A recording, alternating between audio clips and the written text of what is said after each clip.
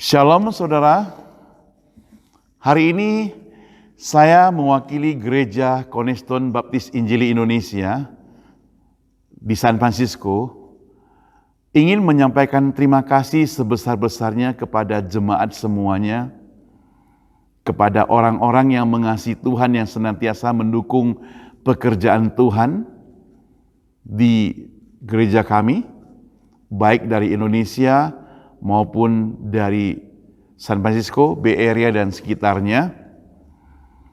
Kiranya Tuhan Yesus yang membalas kasih-Nya kepada Anda semuanya, dan Tuhan Yesus memberkati kalian semua.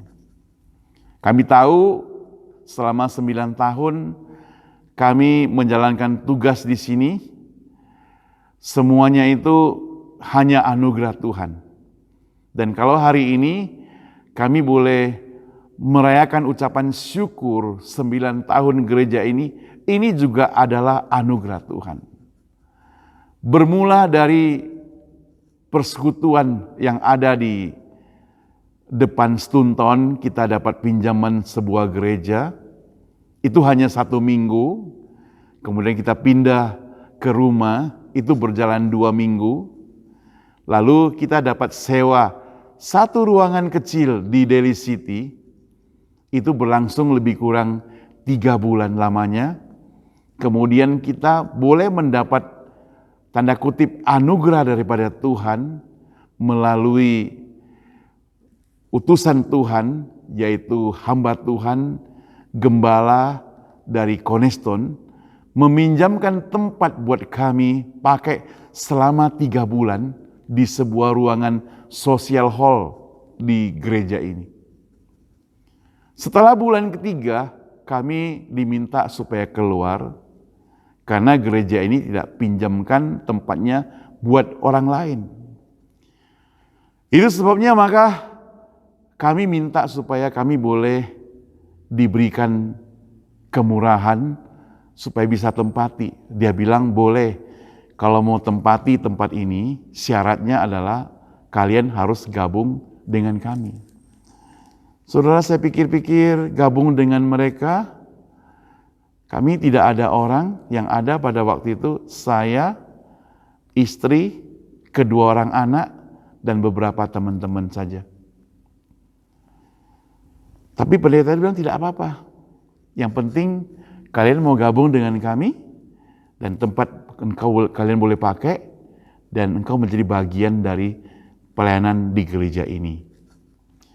Nah saudara, setelah berdiskusi dengan istri, kemudian dengan beberapa teman-teman juga, akhirnya kami putuskan untuk bergabung dengan Cornerstone, sehingga sekarang gereja kami adalah gereja Cornerstone Departemen Berbahasa Indonesia. Karena di sini ada beberapa departemen, ya, ada Departemen Bahasa Inggris, Bahasa Kantonis, Bahasa Mandarin, ada Bahasa Kamboja, ya, kemudian kita berbahasa Indonesia. Puji Tuhan, Tuhan memakai tempat ini, ya, berlangsung minggu demi minggu, bulan demi bulan, tahun demi tahun, dengan teman-teman yang dilayani di sini. Ya, beberapa teman-teman mungkin mereka karena pindah lokasi, rumah dan sebagainya, sehingga mereka harus pindah dari tempat ini. Tapi orang-orang baru tetap Tuhan berikan untuk kita layani di sini. Kita bersyukur kepada Tuhan. Tuhan mau pakai untuk pelayanan di tempat ini. Saya hanya berdoa supaya kita semuanya yang selama ini mendukung pelayanan di tempat ini, mari kita tetap setia, karena Tuhan mau pakai kita, masih memberikan kesempatan kepada kita. Biarlah kita memakai kesempatan ini dengan sebaik-baiknya. Kita tidak tahu berapa lama Tuhan memberikan kesempatan untuk kita melayani Dia. Tapi yang pasti, kalau hari ini kita masih hidup di dunia ini, biarlah kita pakai kesempatan ini untuk melayani Dia. Saudara yang saya kasih Tuhan, maka dalam rangka ulang tahun gereja kami ke-9 ini, sekalian saya ucapkan selamat berkarya terus, maju terus, tetap setia kepada Tuhan, pantang mundur, jangan menoleh ke kanan dan ke kiri, fokus ke depan, kita mau kerjakan pekerjaan Tuhan. Tuhan Yesus memberkati kita semuanya.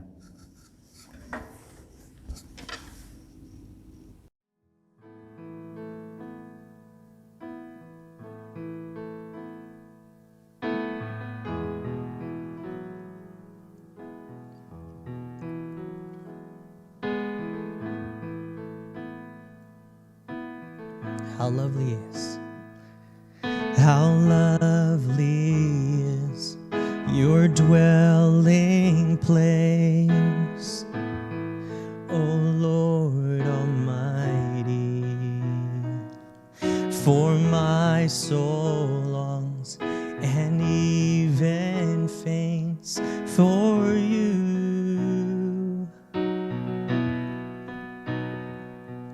For here my heart is satisfied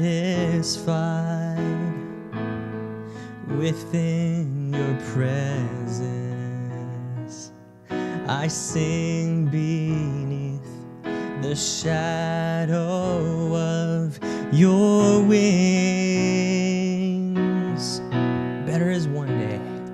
Better is one day in your courts. Better is one day in your house. Better is one day in your courts than thousands elsewhere. Better is one day in your courts. Better is one day in your house. Better is one day in your courts than thousands elsewhere. Than thousands elsewhere. One thing I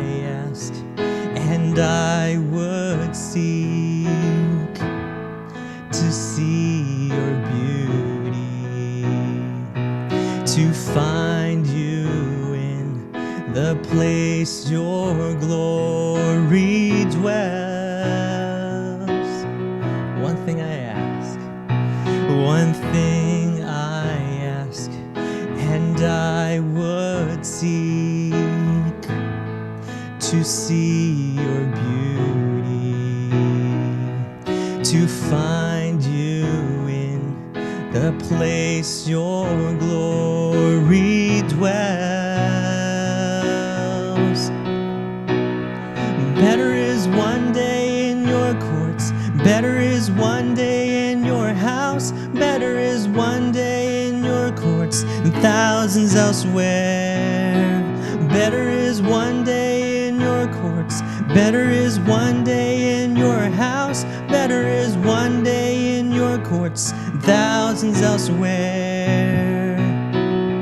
My heart and flesh cry out for you, the living God. Your spirit's water to my soul.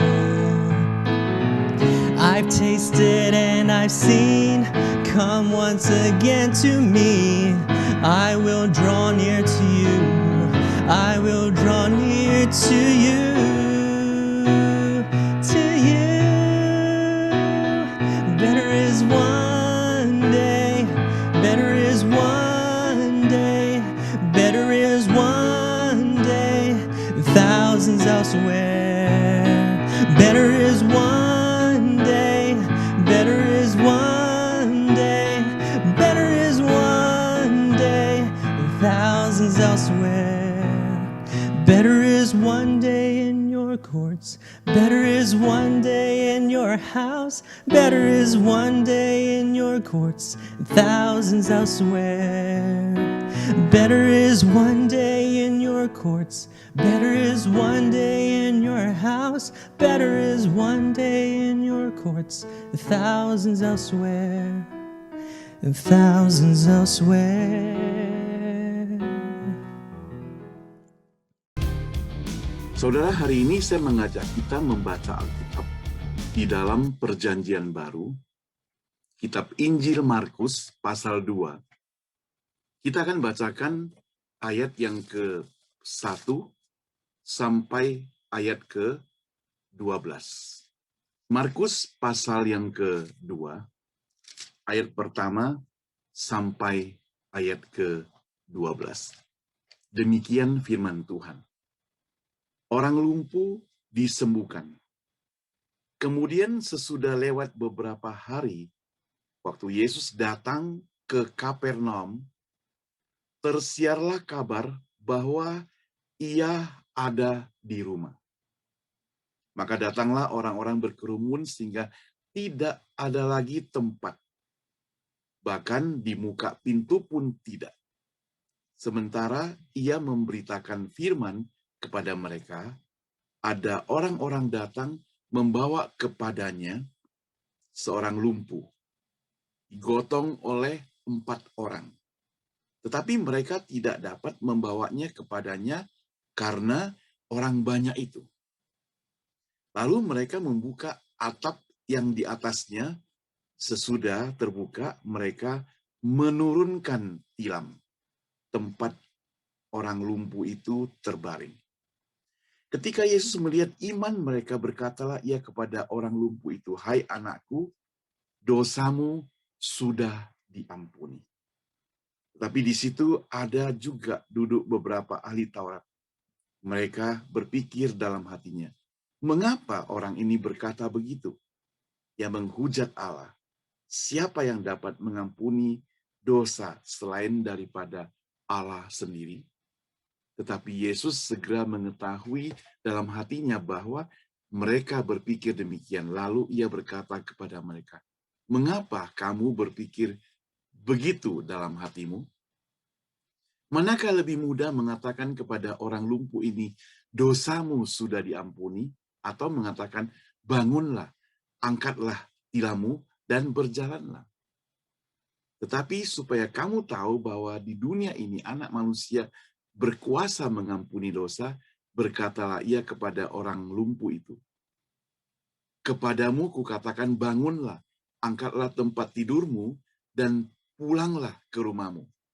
Dan orang itu pun bangun, segera mengangkat tempat tidurnya dan pergi keluar di hadapan orang-orang itu, sehingga mereka semua takjub, lalu memuliakan Allah, katanya, yang begini belum pernah kita lihat. Demikian pembacaan firman Tuhan. Berbahagia kita yang membaca, merenungkannya, dan mempraktekkannya dalam kehidupan kita sehari-hari. Saudara, saya berikan tema untuk perenungan kita pada hari ini adalah di balik layar.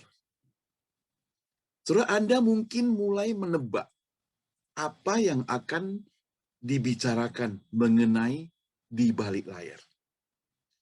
Nah, di balik layar boleh diartikan dengan tidak kelihatan, tidak menonjol. Orang tidak mengetahuinya.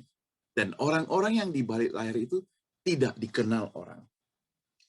Namun bukan berarti, saudara, di balik layar itu tidak penting. Justru orang-orang yang di balik layar itu sangat-sangat penting. Tanpa orang yang ada di balik layar itu, mereka yang sangat berperan penting itu, maka satu agenda acara belum tentu bisa terjadi. Bisa gagal.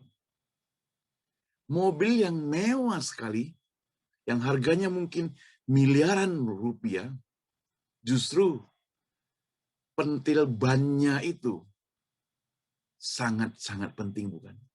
Kalau bannya kempes, dia tidak bisa jalan mobilnya. Nah, saudara yang saya kasih Tuhan, itu berarti yang paling kecil, yang tidak kelihatan pun, itu harus dianggap penting. Markus 2 ayat 1 dan 12 mengkisahkan bahwa Yesus telah mengakhiri perjalanan dari sinagog dan Kapernaum. Berita Yesus kembali ke rumah ini rupanya tersebar di seluruh kota. Jadi ayat 29, pasal 1 ayat 29, rumah Simon dan rumah Andreas ada di sana. Dan demikian orang berduyun-duyun datang ke rumah itu. Mereka begitu haus akan pengajaran firman Tuhan, akan kabar baik yang selalu dibawa oleh Tuhan Yesus. Nah, di antara sekian banyak orang yang penuh antusias melihat kedatangan Yesus itu, mendengar ajarannya itu, ada 4 orang yang sedang membawa teman mereka. Nah, tatkala mereka melihat rumah itu penuh sesak, berduyun-duyun orang ke sana, ada yang memanjat, ada yang duduk di jendela, pintu tertutup rapat, tidak bisa masuk. Apabila harus mengangkat satu orang yang lumpuh ini, maka tidak bisa masuk. Maka mereka berinisiatif naik ke atas rumah. Di situ ada atap rumah dan ada lubang yang biasanya di rumah orang-orang Yahudi itu ada lubang atas itu yang untuk sinar barangkali. Mereka bisa menurunkan, atau untuk asap, mereka bisa menurunkan orang tersebut ke hadapan Tuhan Yesus. Saudara, 4 orang ini menjadi luar biasa. Namun tahukah saudara, karakteristik dari 4 orang ini? Yang pertama, mereka itu peduli akan sesama. Yang kedua, mereka dipenuhi dengan semangat kerjasama. Yang ketiga, mereka begitu yakin dan teguh bahwa Yesus adalah satu-satunya jalan untuk teman mereka itu sembuh. Dan yang keempat, mereka memiliki prioritas yang jelas. Jadi di balik layar ada 4 karakteristik daripada orang tersebut. Yang pertama, saudara, orang yang di balik layar itu peduli sesama. Mereka tidak egois, dan itu merupakan karakter mereka dari keempat orang itu. membawa teman yang sakit kepada Yesus tidak gampang. Berarti mereka mau menyangkal diri. Mereka juga ingin melihat Yesus. Mereka juga ingin duduk mendengar apa yang diajarkan oleh Tuhan Yesus. Tapi dengan adanya orang yang lumpuh ini, sehingga membuat mereka itu kehilangan kesempatan atau berhalangan untuk menerima berkat dari Tuhan melalui Yesus. Hal ini juga berarti bisa mereka lakukan adalah mereka merelakan bangku di urutan terdepan yang seharusnya mereka boleh duduk, tapi orang lain boleh duduk. Mereka bersedia tidak hidup dengan nyaman. Nah, saudara yang saya kasih Tuhan, kepedulian itu akan terasa sangat indah. Tatkala kita tidak memperhitungkan dengan pengorbanan kita. Namun ketika kita memperhitungkannya, maka keindahan itu akan lenyap. Kalau kita memperhitungkan jasa kita, maka apapun yang kita lakukan itu akan lenyap. Saudara, seperti seorang guru sekolah minggu ngomong begini kepada murid-muridnya. Hei anak-anakku, tahu nggak sih, saya ini nggak dibayar loh menjadi guru sekolah minggumu. Saya ini seorang dosen. Kalau saya mengajar di luar sana, di universitas, saya sudah dibayar berapa harganya. Saya sudah berkorban, pagi-pagi harus datang, mempersiapkan diri untuk mengajar kalian, murid-muridku, murid sekolah minggu. Kalau dia ngomong begitu, saudara, dia sudah hitung-hitungan. Dia sudah memperhitungkan kredit dirinya. Dan otomatis kredit dirinya itu hancur dulu, saudara. Tidak ada gunanya lagi. Yang kedua, saudara, karakter dari 4 orang itu, mereka itu dipenuhi semangat untuk kerjasama. Perlu 4 orang membawa teman yang sakit kepada Yesus. Mereka masing-masing sadar akan betapa pentingnya orang lain. Teman yang sakit itu pun penting bagi mereka. Saudara, teman itu kalau sempat sakit dan tidak punya orang yang membawa, tidak punya teman yang membawa dia, itu berarti sanak famili tidak memperdulikan dia, itu berarti temannya itu bukan teman yang kaya, teman yang miskin, teman yang susah. Dan kalau ada 4 teman ini rela membawa dia, berarti mereka itu memiliki hati yang penuh kasih luar biasa. Saudara, kesuksesan tidak akan tercapai jika hanya 1 orang yang memegang tandu. Justru kegagalan yang akan terjadi di antara mereka kalau masing-masing menganggap diri penting. Tapi mereka sukses membawa temannya masuk di hadapan Tuhan karena mereka bekerja sama, saling mengikat kerjasama. Saudara yang dikasih Tuhan, kalau kita perhatikan di dalam kitab Keluaran pasal 17 ayat 11. Kalau saya nggak usah baca, saya ceritakan buat Anda. Saat itu Musa memerintahkan Yosua melawan orang-orang Amalek. Ketika Musa mengangkat tangan, maka orang Israel itu menjadi kuat. Namun kalau tangan Musa diturunkan, maka orang Israel itu menjadi lemah, orang Amalek yang kuat. Maka di ayat 12 di situ, saudara, kalau perhatikan di Keluaran 17 ayat 12, tangan Musa itu suatu kali penat, capek, sehingga ditopang oleh Harun dan Hur. Jadi perlu semangat kerjasama. Nah, coba kita baca ya, Keluaran 17 ayat yang ke-11 dan 12. Saya bacakan untuk kita semua, Keluaran 17 ayat 11 dan 12. Demikian firman Tuhan. Dan terjadilah apabila Musa mengangkat tangannya, lebih kuatlah Israel. Tapi apabila ia menurunkan tangannya, lebih kuatlah Amalek. Maka penatlah tangan Musa. Sebab itu mereka mengambil sebuah batu, diletakkan di bawahnya, supaya ia duduk di atasnya. Harun dan Hur menopang kedua belah tangannya, seorang di sisi yang lain, seorang di sisi yang lain, sehingga tangannya tidak bergerak sampai matahari terbenam. Jadi kerjasama mereka itu luar biasa.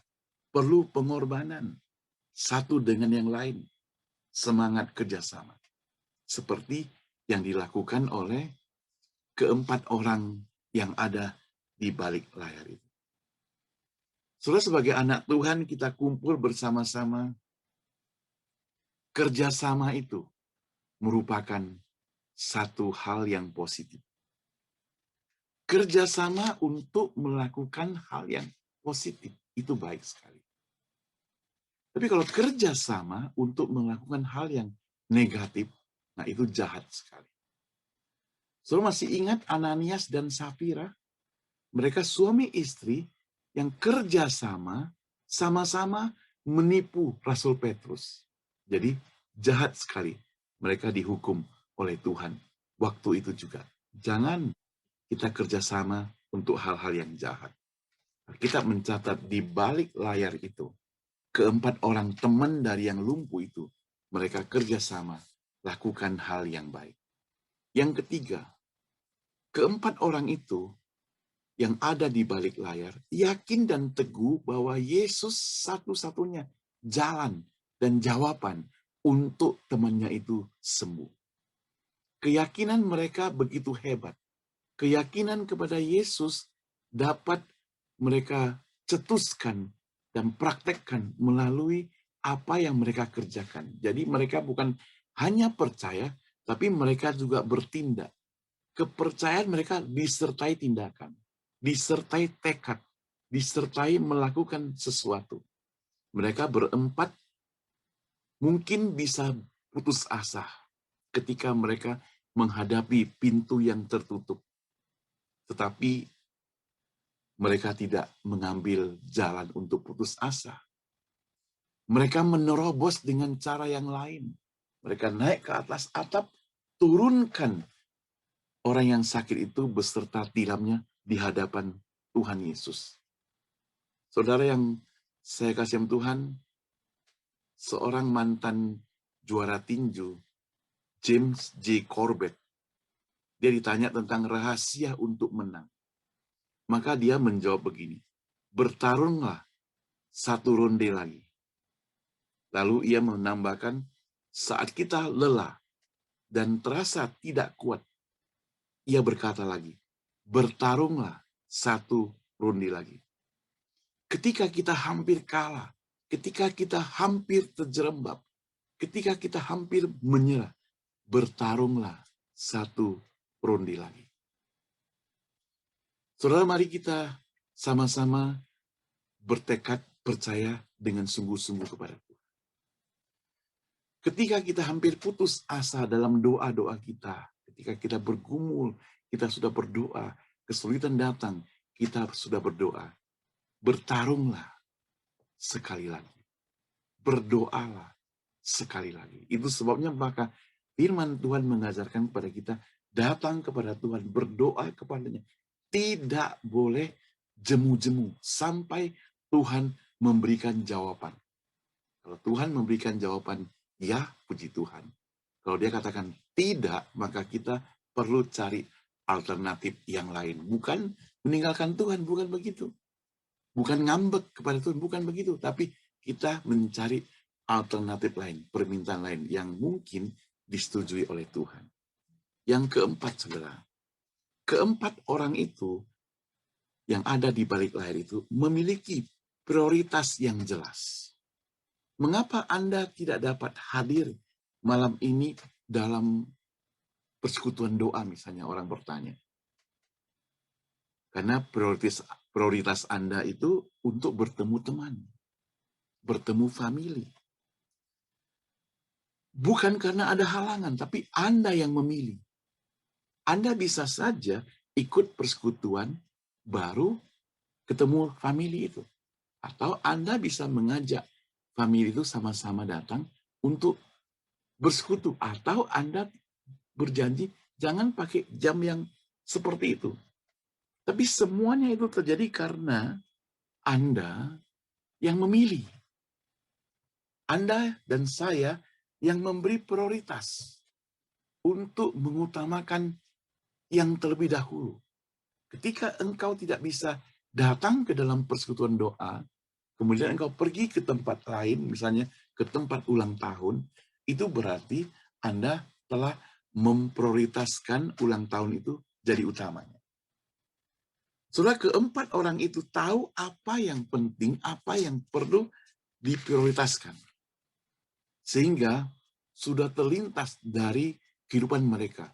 Mereka mau prioritaskan apa? Prioritaskan kesembuhan temannya. Saudara yang saya kasih Tuhan, siapa yang kemudian menutup pintu itu gak bisa dia masuk? Ada berduyun-duyun orang yang menutup pintu, bukan? Ada berduyun-duyun orang yang menutup jendela itu, bukan?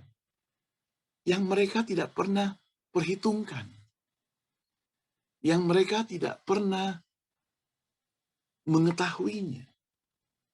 Saudara yang saya kasih Tuhan, orang yang berduyun-duyun itu ada di sana karena mereka sama-sama memprioritaskan diri mereka untuk datang kepada Tuhan.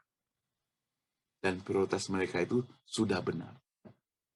Dan teman-teman dari yang lumpuh itu, yang ada 4 orang di balik layar ini, memprioritaskan diri mereka membawa temannya itu datang kepada Tuhan. Dan prioritasnya sudah benar. Ketika mereka terhalang, mereka tidak putus asa. Mereka menerobos karena mereka ingin prioritasnya itu terwujud. Sampai mereka naik ke atas soto rumah dan turunkan temannya itu sampai di hadapan Tuhan. Singkat cerita, sembuhlah orang yang lumpuh itu. Apa yang bisa kita pelajari, saudara, dari bagian ini? Dari bagian ini kita pelajari bahwa sebagai orang percaya, kalau kita memiliki iman kepercayaan penuh, Tuhan dapat mengerjakan sesuatu, maka tetap serahkan kepada Dia, terobos, walaupun ada kesulitan, ada halangan, tetap terobos sampai mencapai. Dan orang percaya tidak diajarkan egois. Mereka itu harus mempedulikan sesama. Hari ini ada banyak orang yang mengalami kesulitan. Di saat-saat kesulitan, mari kita mempedulikan orang yang lebih sulit. Memang kita sulit, tapi orang lain juga sulit. Mungkin kita tidak punya 2 triliun yang kita sumbangkan untuk orang yang sedang sakit penyakit COVID, tidak punya uang sebanyak itu. Tetapi saudara, dengan memperhatikan tetangga kita yang sedang sakit, doakan dia, itu juga salah satu bagian dari kita mempedulikan. Di Bandung ada gereja yang sudah 194 hari berturut-turut. Mereka itu memberikan makanan gratis kepada orang-orang yang mereka tidak kenal. Siapa saja boleh mengambil makanan yang mereka sediakan di depan gereja mereka. Dan jemaat, orang-orang yang pas-pasan di sana, mereka juga rela memberikan dukungan. Bukan orang yang kaya raya, bukan sultan, tapi mereka juga rela memberikan persemuanya untuk mendukung pekerjaan ini. Saudara, ada banyak cerita tentang hal ini. Ada banyak kesaksian tentang hal ini yang menjadi pertanyaan. Anda dan saya sudah melakukan apa? Seberapa peduli kita kepada teman yang sakit itu, yang lumpuh itu? Apakah kita pura-pura tidak tahu? Pura-pura tidak kenal? Tidak mau tahu? Tutup telinga? Pentingkan diri kita sendiri? Hari ini kita tidak ada waktu untuk mementingkan diri kita lagi. Ketika engkau memakai masker, selain engkau mementingkan diri sendiri, engkau juga mementingkan orang lain. Itulah yang diajarkan oleh firman Tuhan hari ini. Engkau bukan hanya mementingkan diri sendiri, tapi juga harus mementingkan orang lain. Mari kita berdoa. Tuhan, kami bersyukur untuk firman Tuhan di Markus yang boleh kami pelajari. Ada seorang lumpuh dengan 4 kawannya yang begitu setia, mereka rela. Mereka prioritaskan hidup mereka untuk membantu orang ini. Mereka rela berkorban untuk membantu temannya. Mereka peduli kepada temannya. Mereka rela menghabiskan waktu untuk temannya ini. Dan mereka nekat. Mereka lakukan banyak hal. Ada kesulitan mereka tetap lakukan. Tapi sampai mereka dapat dan berhasil.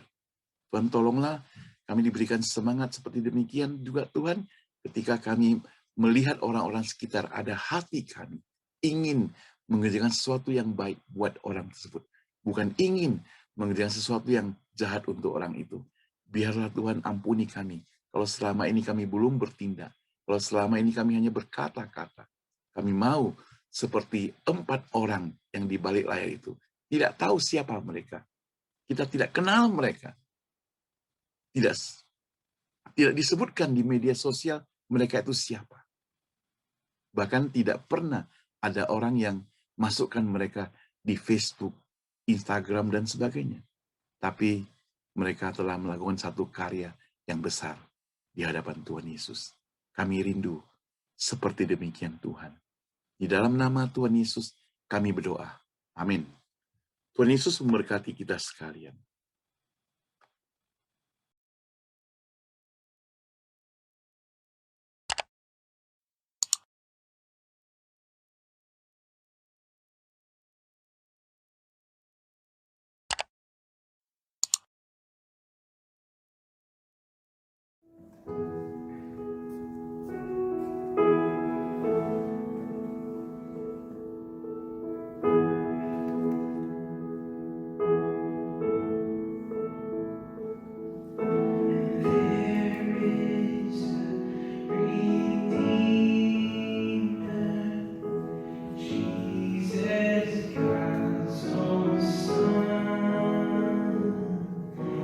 Precious Lamb of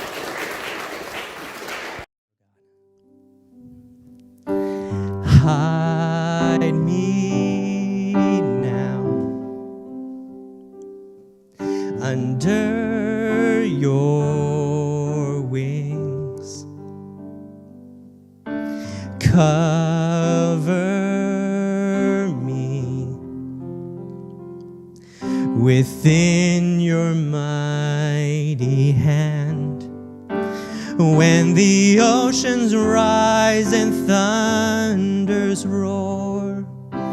I will soar with you above the storm. Father, you are king over the flood. I will be still and know you are God.